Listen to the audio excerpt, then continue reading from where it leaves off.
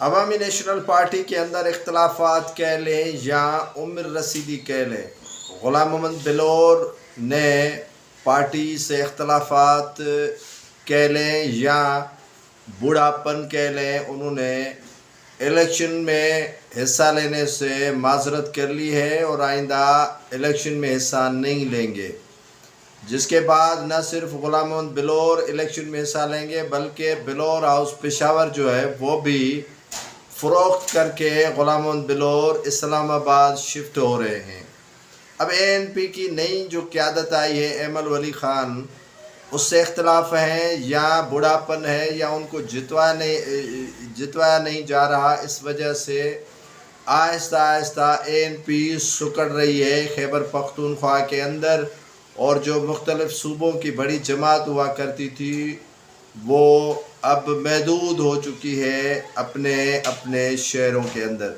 اے N P کے نہ صرف یہ غلام محمد بلور جو ہے جس کی بلور خاندان نے بڑی قربانی دی ہے اور شہادتوں کا بڑا ان کا داستان ہے، ان کے بعد دوسرے ہیں زاہد خان جو ترجمان ہوا کرتے تھے، سابق سینیٹر ہیں، وہ بھی اے این پی کو خیرآباد کر چکے ہیں اور کافی وہ نالا ہیں اور دور ہو چکے ہیں اے این پی سے۔ اب اس طرح کے جو سینئر قیادت ہے وہ جس طرح پیپلز پارٹی سے کنارہ کش ہو رہی تھی، اسی طرح جو ہے وہ اے این پی کو بھی آہستہ آہستہ خیرآباد کرنے جا رہی ہے،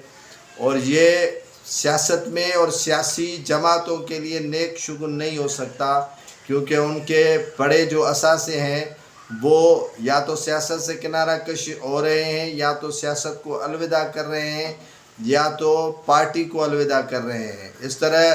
اے این پی کے جو سربراہ ہیں موجودہ نوجوان ایمن ولی خان، اس کو چاہیے کہ وہ اپنے سینئر قیادت کے خدشات دور کر کے انہیں اپنے جو سمت میں لے کر چلیں، اپنی جو جماعت ہے اس میں لے کر چلیں۔